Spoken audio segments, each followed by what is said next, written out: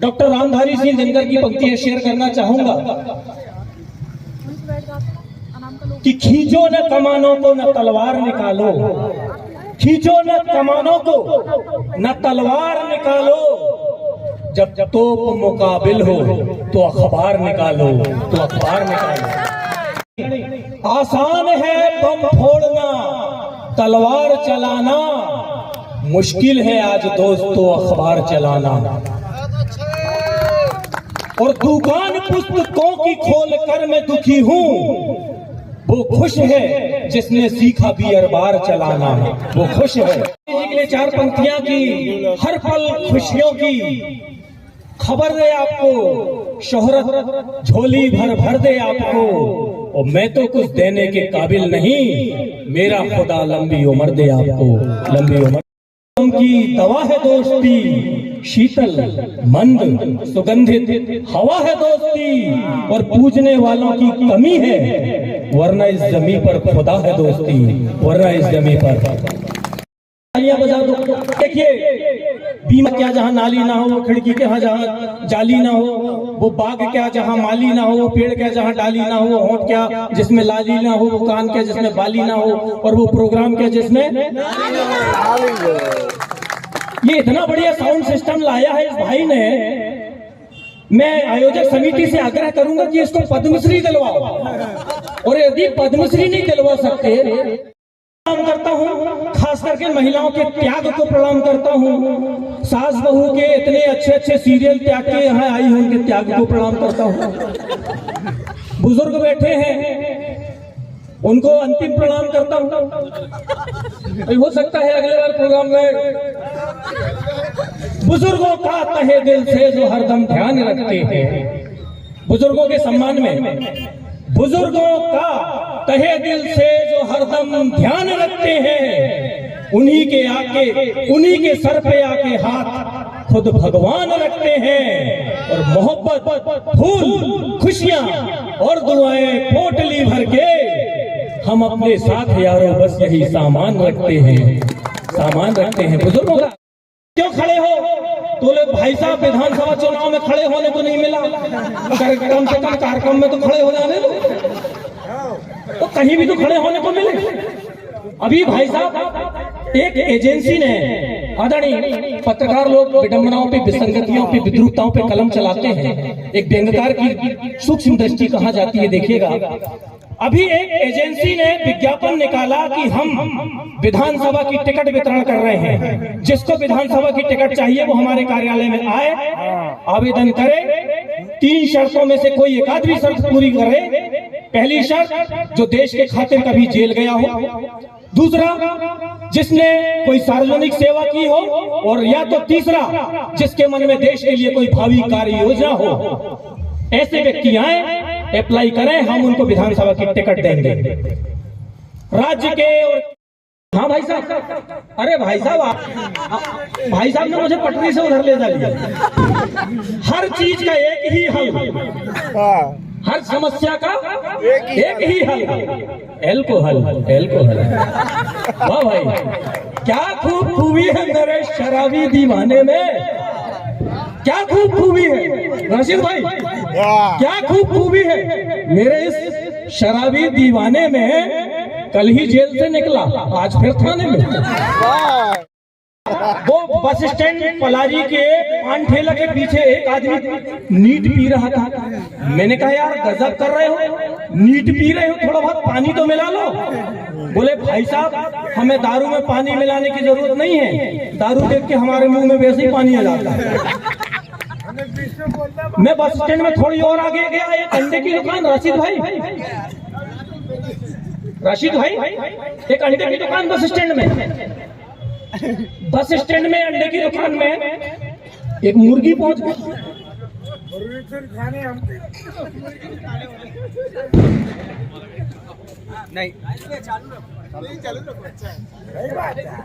अंडे की दुकान में मुर्गी पहुंच गई। मुर्गी अंडे वाले से बोली, भाई साहब अंडे क्या रेट में दिए, क्या भाव दिए? दुकानदार ने उस मुर्गी को देखा और कहा, अंडा तो तुम खुद देती हो, तुम क्यों खरीदने आई हो?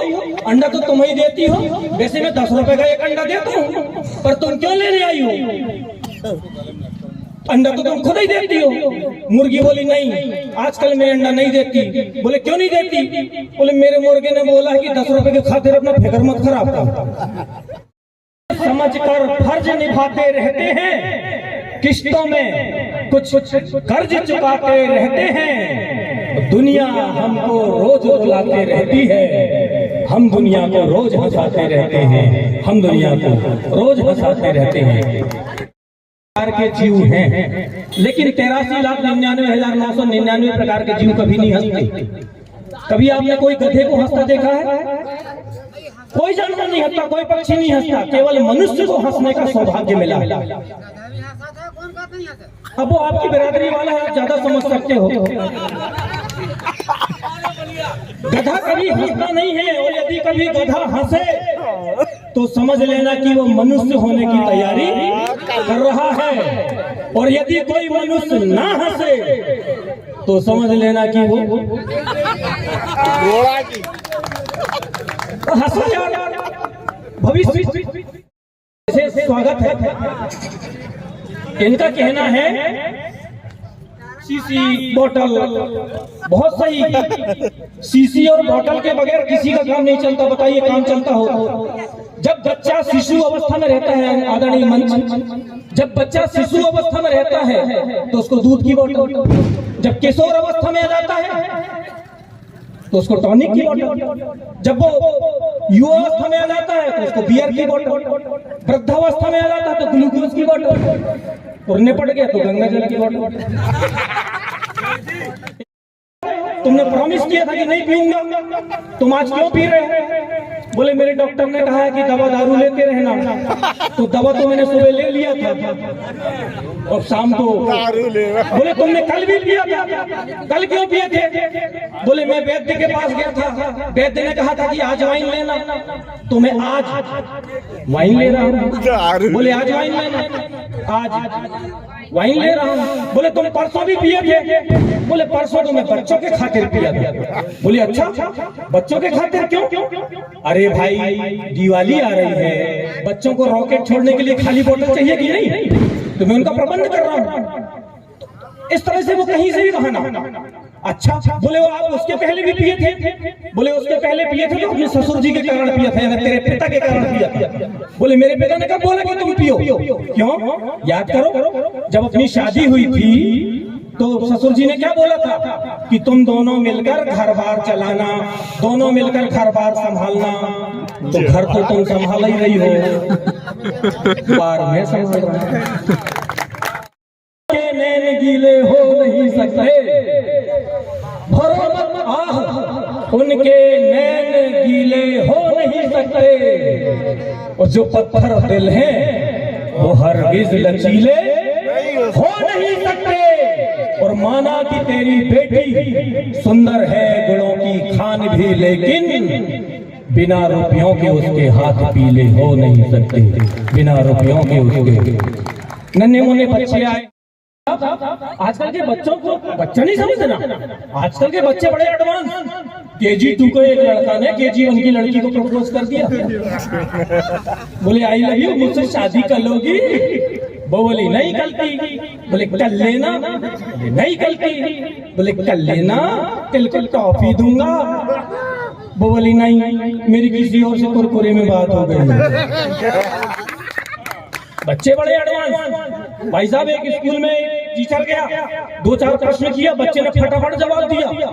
बोले अरे वाह, तुम तो कमाल के लड़के हो, तुम तो कमाल के लड़के हो। वो बोला नहीं सर, मैं तो रामलाल का लड़का हूँ। ये भाई साहब एक दिन मुझे मार्केट में मिल गए, सिवनी मार्केट में। भाभी जी का हाथ पकड़े घूम रहे थे मार्केट में। मैंने कहा यार आदरणीय, शादी के 10-12 साल हो गए, 10-12 साल हो गए, फिर भी भाभी जी से इतनी मोहब्बत, सार्वजनिक रूप से सिवनी मार्केट में हाथ पकड़े घूम रहे हो, इतनी मोहब्बत। बोले यार ठाकुर साहब मोहब्बत गई तेल लेने, मैं तो इसका हाथ इसलिए पकड़ा हूँ कहीं ये साड़ी की दुकान में घुस जाए। कॉलेज का एक स्टूडेंट एग्जाम में कुछ लिख नहीं रहा था, मैंने कहा लिखता कुछ क्यों नहीं? बोले सर कुछ नहीं बन रहा है। मैंने कहा कुछ नीला काला कर दे और नीचे टिप लिख दे, ये सारे आंसर काल्पनिक हैं, इनका दुनिया की किसी भी बुक से कोई वास्तविक संबंध नहीं है। अभी एक भाई साहब प्रोग्राम में थे, थोड़ा मुझसे मिले। बोले भाई साहब क्या करूं? मैंने कहा ज्योतिषी के पास गया। ज्योतिषी के पास जा, ज्योतिषी के पास गया। बोले मेरी कोई सिद्धि जो है फलीभूत नहीं हो रही है, मैं क्या करूं? तो ज्योतिषी ने कहा कि तुम कविता का शौक रखते हो? बोले जी। बोले कवि सम्मेलन में जाते हो? बोले जी। बोले ताली बजाते हो कि नहीं? बोले नहीं। बोले तालियां बजाया करो, तुम्हारी कृपा वहीं पे अटकी हुई। रावण के 10 सिर मतलब 20 आंखें थी। आदरणीय, रावण की 20 आंखें थी और नजर एक सीता पर। आज के दुष्कर्मियों की केवल 2 आंखें हैं, लेकिन नजर हर सीता पर। बोलो असली रावण कौन? असली रावण कौन? इस तरह जला कि सारे घर में कालिख मल गया और खींचे थे विकास के जो नक्शे, मुद्दतें हुई, वो कागज गल गया। और बाढ़ उतरेगी तो फिर आएंगे नेता, ये मत समझना कि खतरा टल गया। और दशहरा देखकर खुश हैं ये बच्चे, ये समझते हैं कि रावण जल गया, ये समझते हैं कि रावण जल गया। संसार में रावण तब भी था, अब भी है। राम के युग में भी रावण का वंश था। राम के युग में भी रावण का वंश था।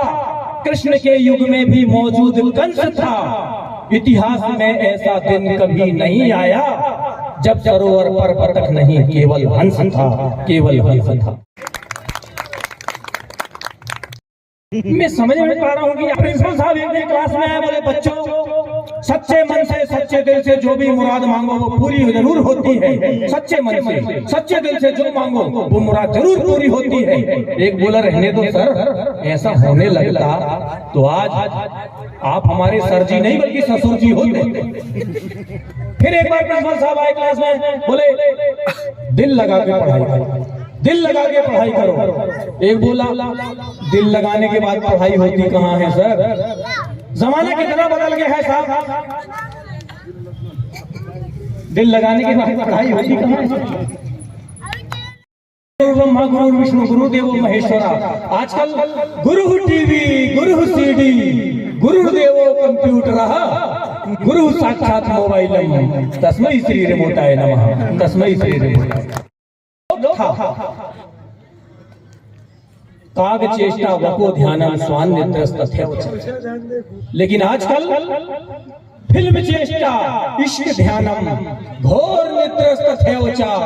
मुर्गाहारी बोतलधारी विद्यार्थी थी पंचलक्षणम, विद्यार्थी थी पंचलक्षणम। लेकिन आजकल एक छात्र की क्या अभिलाषा है, मैंने लिखने की चेष्टा की है कि चाह नहीं मैं पढ़ूं किताबें और पढ़ंता कहलाऊं, चाहे नहीं मैं रटूं नोटबुक और रटंता कहलाऊं। मुझे पास कर देना सर जी, उस कक्षा में देना तुम फेंक। लिख पढ़कर मेहनत करके जिस कक्षा में जाते छात्र, ये जिस कक्षा में जाते छात्र और जिनका आचरण संदिग्ध रहता है वो सबसे ज्यादा चरण छूते हैं। और चरण छूकर कहते हैं सर जैसी बता दो, IMP बता दो, 5 क्वेश्चन में निशान लगा दो। तब मैं उनसे कहता हूँ बेटा सिर्फ 5 पढ़ोगे तो डीपली नॉलेज नहीं होगा। लाइब्रेरी जाओ, बुक इशू कराओ, नोट्स बनाओ, डिटेल पढ़ो। समुद्र बराबर सिलेबस है, बाल्टी भर खरीद के ले आते हैं, उसमें से भी जग भर पढ़ते हैं। लोटा भर याद रहता है, गिलास भर लिख के आते हैं, कप भर सही रहता है, चम्मच भर नंबर पाते हैं। चुल्लू भर पानी में डूब मरने की बात है, चुल्लू भर पानी में डूब मरने की बात।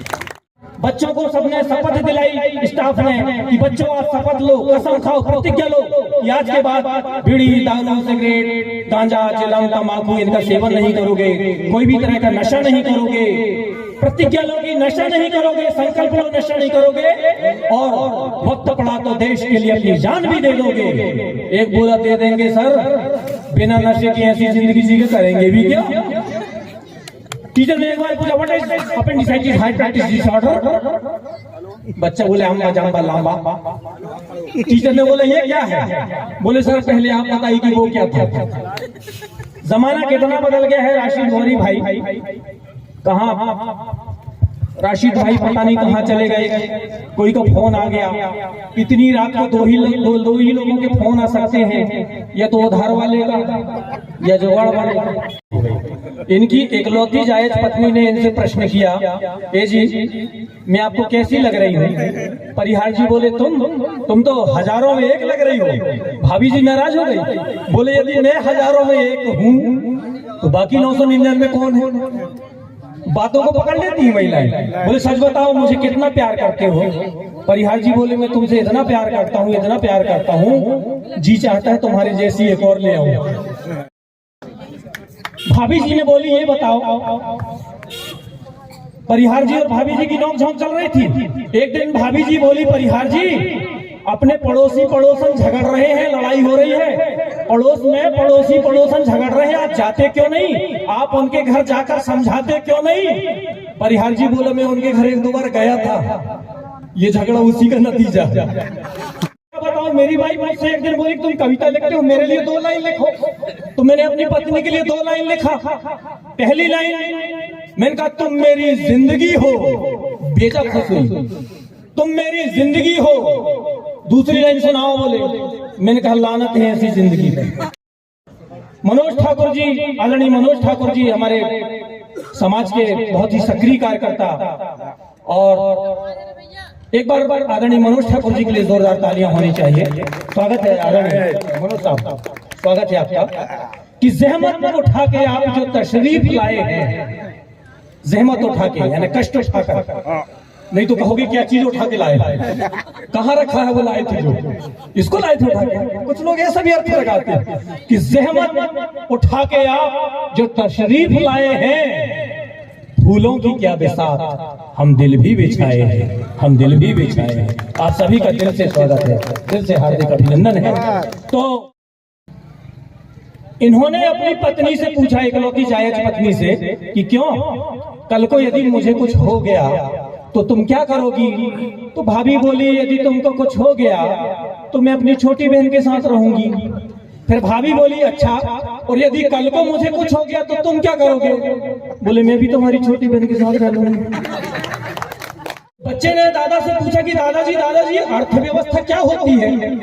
दादाजी ने सोचा यार इसको सरल ढंग से समझाया जाए। बोले बेटा देखो, तुम्हारे पिताजी नौकरी करते हैं, बाहर जाते हैं, मेहनत करके सैलरी लाते हैं, तनख्वाह लाते हैं, कमाते हैं, तो वो अर्थव्यवस्था। पूरी तनख्वाह तेरी मम्मी को दे देते हैं, मम्मी बजट बनाती है, काम वाली बाई को कितना देना है, धोबी को कितना देना है, प्रेस वाले को कितना देना है, दूध वाले को कितना देना है, सब्जी वाले को, मम्मी बजट बनाती है, मम्मी सरकार है, और तुम और तुम्हारा छोटा भाई जो है जनता है। मतलब समझ जाओ बेटा कि पिताजी अर्थव्यवस्था है, मम्मी सरकार है, और अपने काम वाली जो बाई है वो कर्मचारी है, और तुम और तुम्हारे छोटा भाई जनता है। समझ में आया कि नहीं? तो बच्चा बोले समझ में आ गया। अब 2-3 दिन बाद बच्चे ने एक नजारा देखा कि बच्चे के पिताजी किचन में काम वाली नौकरानी के साथ चौंच लड़ा रहे हैं। वो दौड़े दौड़े दादाजी के पास गया, और उस समय उसकी मम्मी सो रही थी और उसका छोटा भाई रो रहा था। घर का वातावरण देखिए आप, मन में एक बिंब सजाइए कि बच्चे के पिताजी किचन में काम वाली बाई के साथ चौंच लड़ा रहे हैं, बच्चे की मम्मी सो रही है, बच्चे का छोटा भाई रो रहा है। बोले दादाजी मुझे अर्थव्यवस्था की परिभाषा समझ में आ गई। बोले क्या समझ में आई, क्या समझ में आई बता? बोले दादाजी अर्थव्यवस्था कर्मचारी का शोषण कर रही है, सरकार सो रही है, जनता रो रही है, जनता रो रही है। खान साहब बहुत अच्छे आदमी, मैं इनके घर गया हूँ, मैं इनके घर गया और भाई साहब लोग देखते हैं ETV, GTV, CTV, पर ये कुछ अलग टाइप का चैनल देख रहे थे। मैंने कहा खान साहब आप इतने बड़े पत्रकार संघ के राष्ट्रीय और प्रांतीय अध्यक्ष, आप इस तरह का चैनल देख रहे हैं? बोले ठाकुर साहब खुदा कसम हम इसको नफरत की निगाह से देख रहे हैं। खान साहब से यूपी टकराई, यूपी ने इनसे बोली एक्सक्यूज मी भाईजान। खान साहब बोले कंफ्यूज काहे को करती हो, या तो भाई बोल या जान। समझ आए तो ताली बजाओ यार। और कुछ लोग तो मैं देख रहा हूँ कि वो छत पे लेंटर पे खड़े होकर प्रोग्राम देख सुन रहे हैं। मैंने उनसे बोला भाई साहब आप ऊपर से प्रोग्राम क्यों देख रहे हो? बोले ऊंचे लोग ऊंची पसंद। ये बात बहुत बढ़िया। ये ऑपरेटर फिर नदारद हो गया है। देखो भाई पलारी वाले, इसको यदि पद्मश्री नहीं दिलवा सकती तो कम से कम राजश्री तो दिलवाई देना। राजश्री दे दे। आप इस महफिल में आकर मेहरबानी कर गए, राम शबरी के यहाँ जो मेहमानी कर गए, और आपने तो भूल से भी छू दिया गोबर अगर भटकटैया को सुगंधित रानी कर गए। भैया काका लटकाए थे। मैंने कहा यार काका जी गजब करते हो यार, चड्डी पहन के घर में बैठे हो और गले में टाई लटकाए हो। बोले ठाकुर साहब आज छुट्टी का दिन है, घर में कौन और आएगा? कौन आएगा? अरे कौन और आएगा, इसलिए अपन चड्डी पहने हैं। तो मैंने कहा टाई क्यों लटकाए हो? बोले हो सकता है कोई आई चीज आए। एक दिन राशिद भाई से अपने घर गया मैं, ये भी चड्डी पहने बैठे नट्टा खा रहे थे। मैंने कहा यार राशिद भाई इतने बड़े आर्टिस्ट हो, वो कौन कौन से टीवी चैनल में आपको हमने निकट दर्शन भी हम जिनका कर रहे हैं तो दूरदर्शन में भी देखा है, दूरदर्शन में देखा था, आज निकट दर्शन का सौभाग्य मिला है। मैंने कहा यार इतने बड़े आर्टिस्ट और टीवी चैनल में आ चुके हो, घर पे चड्डी पहने बैठे हो, नड्डा खा रहे हो। बोले ठाकुर साहब अपनी जिंदगी में दो ही शौक हैं, अच्छा पहनना और अच्छा खाना। एक बार राशिद भाई के लिए एक बार आई सैकड़ों जान गई, हजारों घर बहे, लाखों बेघर हुए, करोड़ों का नुकसान हुआ, अरबों की मदद चाहिए। नतीजा अरबों की मदद मिली, करोड़ों जमा हुए, लाखों बांटे गए, हजारों बटे, सैकड़ों हिस्से में आए, एक सिर्फ एक पल्ले पड़ा है, उसी 1 रुपए की रेवेन्यू टिकट लेकर आम आदमी क्यू में खड़ा है, लाइन में खड़ा है। कि दिन में 100 बार नहाना पड़ता है, दिन में 100 बार नहाना पड़ता है, क्योंकि नेताओं से हाथ मिलाना पड़ता है और घूम के उस रास्ते से जाना पड़ता है, क्योंकि इस रास्ते में थाना पड़ता है, क्योंकि जमाना के। ये बताओ यदि किसी दिन मेरी करोड़ों की लॉटरी लग जाए, ड्रा में मेरा कूपन फंस जाए, तो भाभी ने बोली यदि उसी दिन तुम्हारी लॉटरी लग जाए और मान लो मैं उसी दिन निपट जाऊं तो खान साहब बोले एक ही आदमी की एक ही दिन में 2 लॉटरी थोड़ी लग सकती। जमाना कितना बदल गया है। पहले जब हमारे कार्टून देखने की उम्र थी तो हम देख रहेगा। भाई साहब चिपकाने वाला टेप लाए हो क्या आयोजन समिति? नहीं लाया।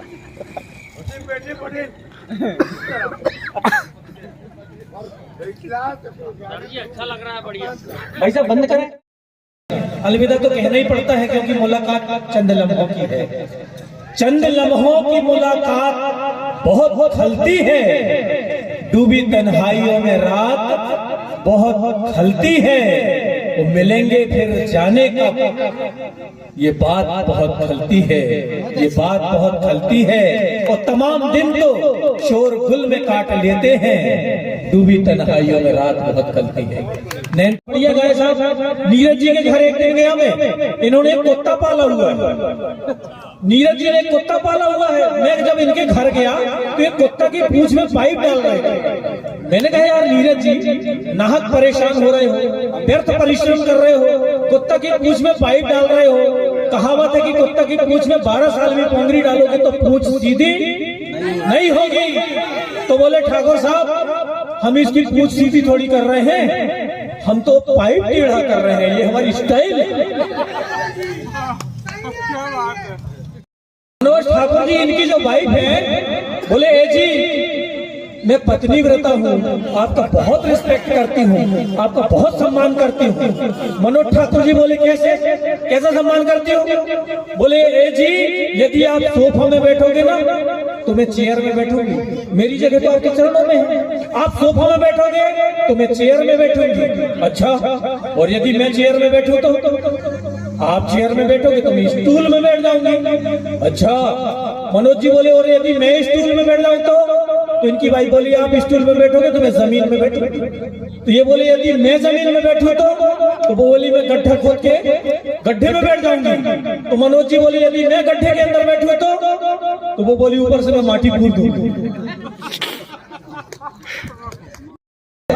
तो यार बोले रात में प्रोग्राम है लेकिन इधर रिश्तेदारी आप सुबह मैं सुबह आ गया, सरपंच साहब के यहाँ ठहरा। सुबह सरपंच साहब ने मुझे बथुआ की सूप बना के खिलवाया पिलवाया। फिर थोड़ी देर बाद बथुआ के पकौड़े आ गए।